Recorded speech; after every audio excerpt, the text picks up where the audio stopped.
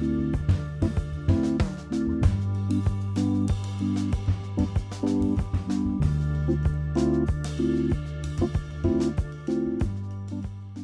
me pardonnerez d'être très descriptif, mais il était de mon devoir, avant que commence le débat contradictoire, de vous présenter des données impartiales sur l'euro. Alors bien sûr, il a fallu choisir des séries, et le choix qui a été fait, était de vous présenter des données qui impactent directement sur la compétitivité du tissu d'entreprise en France. Alors, quoi que de plus normal, et c'est l'objet du premier slide, de commencer un exposé sur l'euro en vous parlant du Deutsche Mark et du franc. Vous avez ici l'évolution depuis 1960 du franc par rapport au Deutsche Mark. Et ce qui est remarquable, c'est avec quelle régularité. Alors, il y a des moments d'accélération, évidemment, mais si on fait un bilan, tous les 10 ans, le franc s'est déprécié environ de 30% par rapport au Deutsche Mark.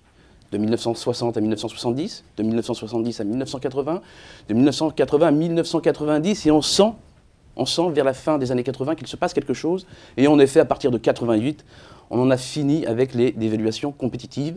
Alors c'est vrai pour la France, mais ce n'est pas simplement pour la France, c'est vrai également pour l'Italie et l'Espagne, un peu plus tardivement, puisque tout cela se passe en 1995. Finalement, l'euro ne fait que consacrer ce mouvement-là, et c'est le 1er janvier 1999 que sont fixés de manière irrévocable les taux de change.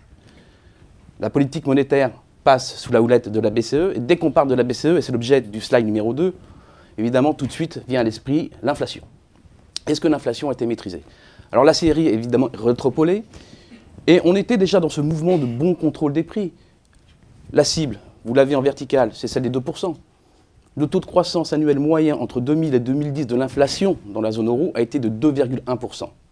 Donc on peut se dire que l'objectif est quand même plutôt atteint, sachant que sur la même période, on a eu une envolée formidable quand même des prix des matières premières.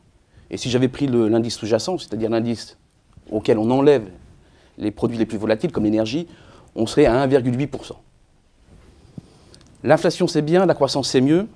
Et là, la performance, et c'est l'objet du slide numéro 3, la performance de la zone euro par rapport aux États-Unis. Alors, je vous présente là un indicateur qui m'arrange. C'est celui de l'évolution du PIB par tête en parité des pouvoirs d'achat. La zone euro fait jeu égal et devance même un tout petit peu les États-Unis. Et suivant les critères que vous allez prendre, soit on est légèrement devant, très rarement, on fait jeu égal ou on est légèrement distancé. Finalement, il n'y a pas de quoi trop rougir quand on regarde quand même le résultat de la zone euro en termes de croissance, dès lors que l'on compare évidemment à la première puissance économique mondiale, les États-Unis. Je vais prendre un autre critère, quatrième graphique, quatrième slide, celui de la balance courante. Qui mesure quoi?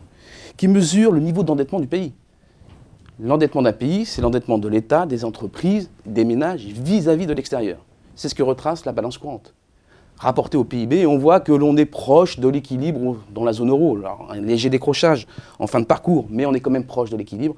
Et une performance sans commune mesure, évidemment, avec les États-Unis.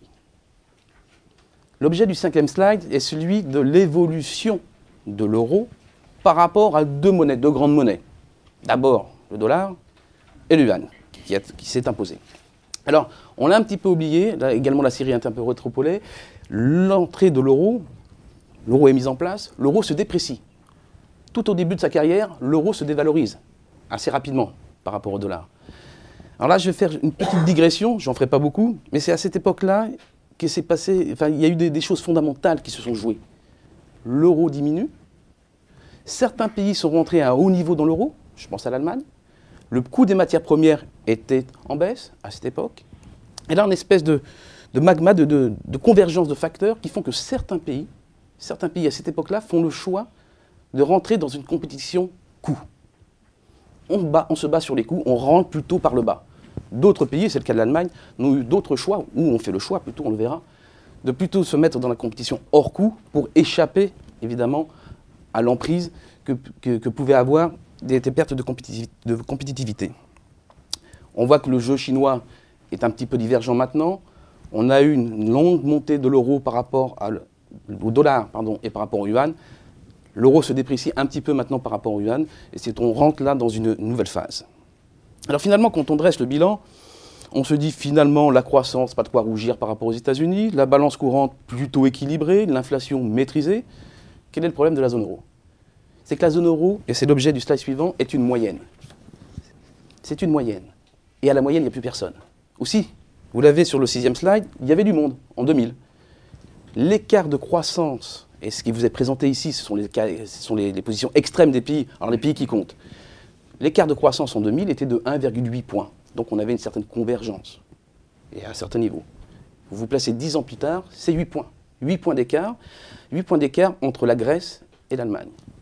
Et là aussi, il y a un autre message peut-être à faire passer. Et on le sent bien dans les cas de ces pays. On a un bouleversement de la hiérarchie. C'était un pays du Sud qui était en tête de peloton en 2000. C'est un pays du Nord qui domine 10 ans plus tard.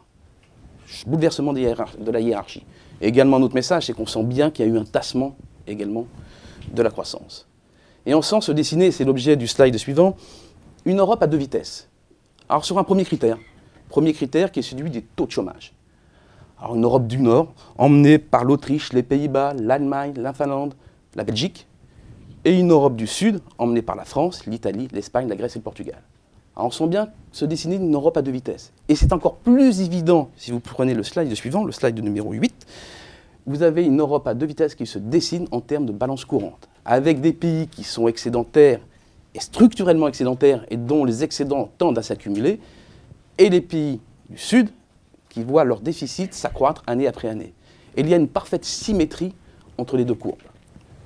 Et la France dans ce jeu-là. La France, c'est le slide numéro 9. La France change de camp. C'est pas la première fois, mais la France change de camp. Excédentaire, déficitaire. Et on sent bien qu'il y a une rupture qui intervient. Une rupture qui intervient à peu près à la mise en place de l'euro. Et cette rupture, il faut bien s'en convaincre, c'est l'objet du slide numéro 10, cette dégradation de notre performance. Elle se fait par rapport essentiellement aux pays de la zone euro. Euro du Nord, où on a un creusement fantastique quand même de notre déficit, mais même par rapport à l'euro du Sud. On était excédentaire, on devient déficitaire. Le reste du monde également, on a perdu des parts de marché, mais c'est peut-être pas là le plus important, le plus frappant quand on regarde ces données-là, c'est les pertes de parts de marché au sein même de la zone euro. Slide numéro 11, et là ça fait un peu mal. On rentre un petit peu dans du sectoriel et je vous présente deux matchs. Du côté gauche, match France-Allemagne. France-Allemagne sur les IA. Les IA hors boissons. Toujours enlever les boissons, si on va avoir une bonne vision de ce qui se passe dans les IA. Nous étions excédentaires, largement excédentaires par rapport à l'Allemagne, à peu près 600 millions de dollars. Attention, on change d'unité monétaire. 600 millions de dollars. Nous sommes devenus déficitaires de plus d'1 milliard de dollars.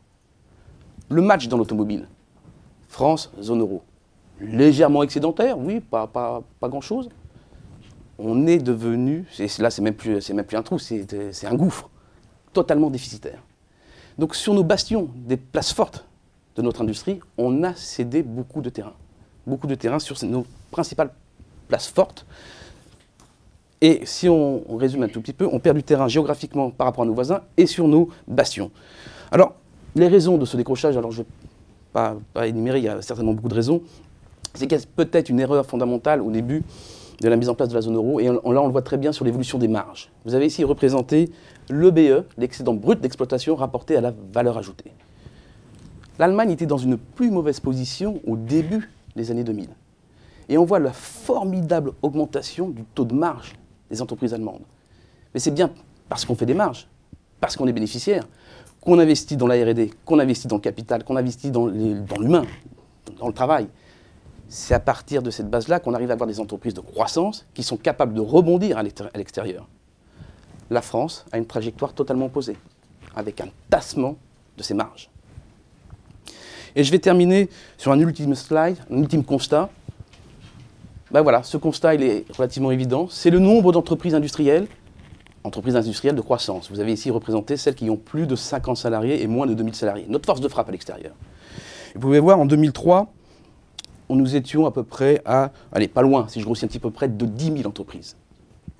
Début 2010, on passe sous les 8 000. Et le chiffre de 2011, on ne le connaît pas encore. Mais on s'est certainement encore éloigné de cette barre des 8 000. Et c'est sur ce dernier constat que je terminerai.